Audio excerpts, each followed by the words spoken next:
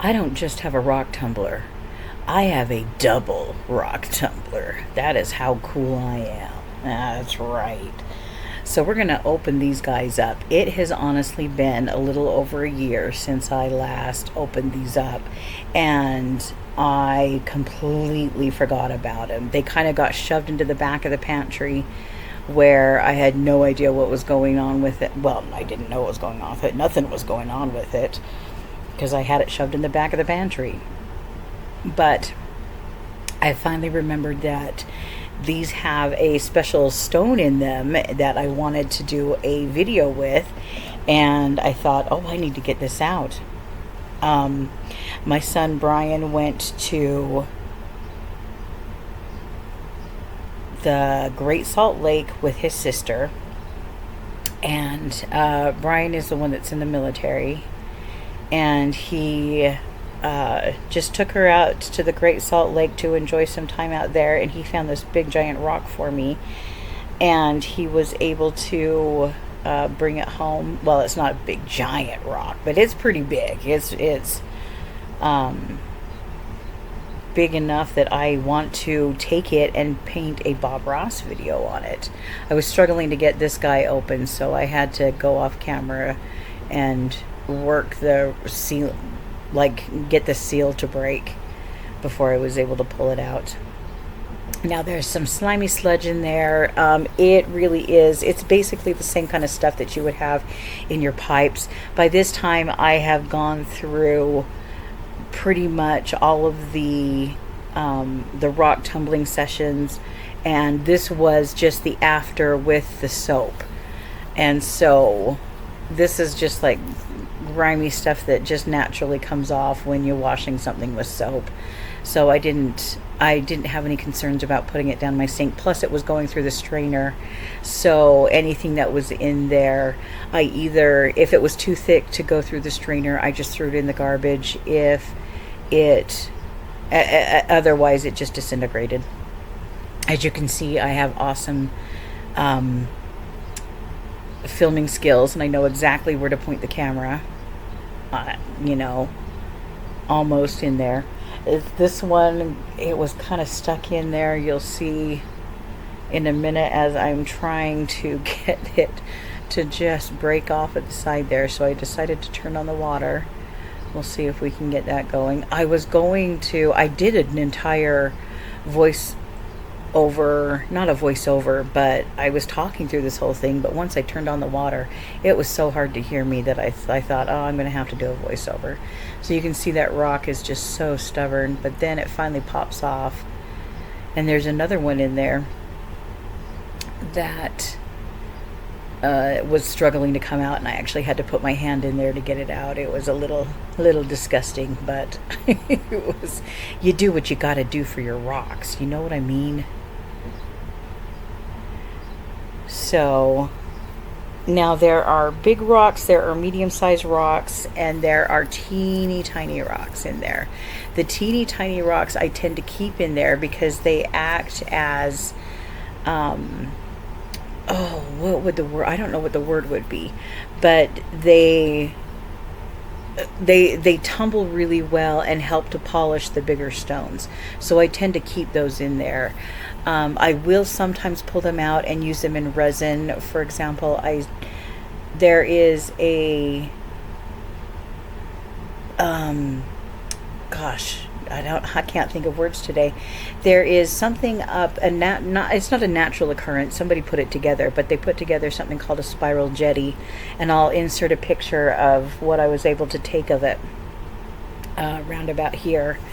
And we went to go visit it one time, and I wanted to recreate that in a resin coaster, and so I was able to do that with some of the teeny tiny rocks. So sometimes I'll use them in like resin ideas, and I've used them in other kind of coasters and other kind of designs before, but for the most part I like to keep them just because they help polish the bigger stones. So anyways, you will have seen my big giant rock.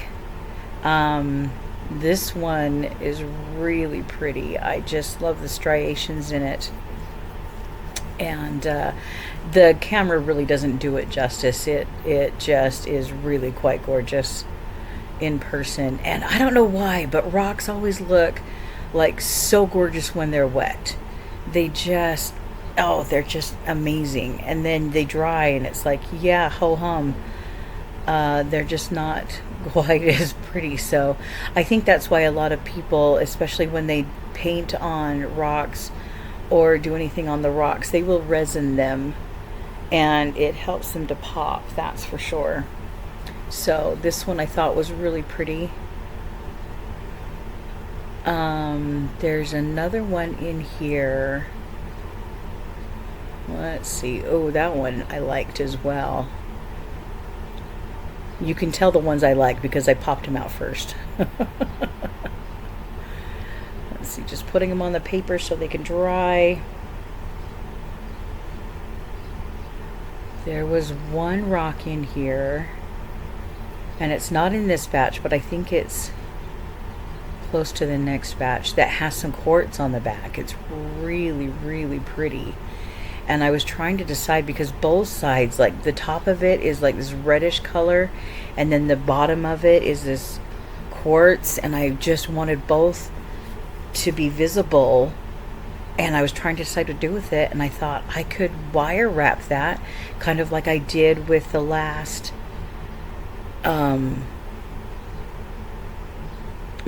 video, and get that. I thought this one would be fun to paint as well, and I wanted to see if it could stand up on its own, and lo and behold, guess what?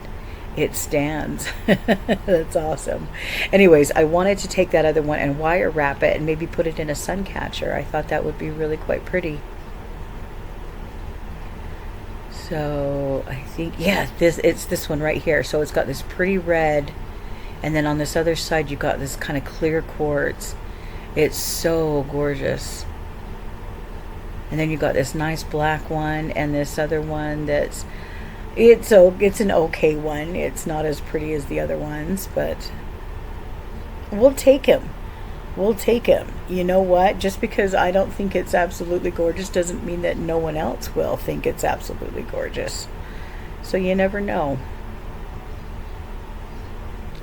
So from here on out, I basically just rinse everything off. I just want you to be able to see them. That one's a really cool looking stone. I don't know what I'm going to do with most of these. I'll probably put them in my garden. I have planters that have like rose bushes, and I planted some sunflowers this year. I want to try some sunflowers. As you can see, I'm wearing my sunflower shirt. I liked this one. This one was a really pretty black one. So I want to take, and I'll probably take most of these and put them out in the planters. And they create a really good barrier between the sun and the soil so that water stays in the soil a little better. So that's what I'll probably do with most of them. But we're getting down to the last here, and like I said, I like to keep the teeny tiny rocks for the next batch of rocks I'm going to do. I'd love to go up to this place called Willard Bay. My daughter found me some really pretty, like almost green glass rocks. They're not glass, but they looked like they would be green glass. And I'd like to go up there again and just walk around and see if I could find some stones up there. But we'll have to wait and see. She found me some seashells up there as well, and so I was able to do like this, some seashells in resin coasters. I'll have to get out my resin stuff again, and actually I need to pick up some new resin stuff because the stuff I have right now is so old it looks pretty yellowed, and so I don't want to use that anymore. But we'll have to do some coasters together. I'm just getting out the bigger stones now, and looking to keep the rest of it. I'm going to pick up that white stone in there because I really do like the looks of that white stone that's still in there. Yeah, that guy right there. Because I think that's awfully pretty, and I could use that in a resin piece. And I think that's it. So I basically gather up the rest of the stones and put them in the pot, but this is my collection. This is what I managed to do this last time around. I love it, and I can't wait to see what all we get to paint together on them, on those 2 stones. In any case, I hope you guys have a great day, and I hope you make it a great week, and we will see you next week with a new video. All right, everyone, take care. Goodbye.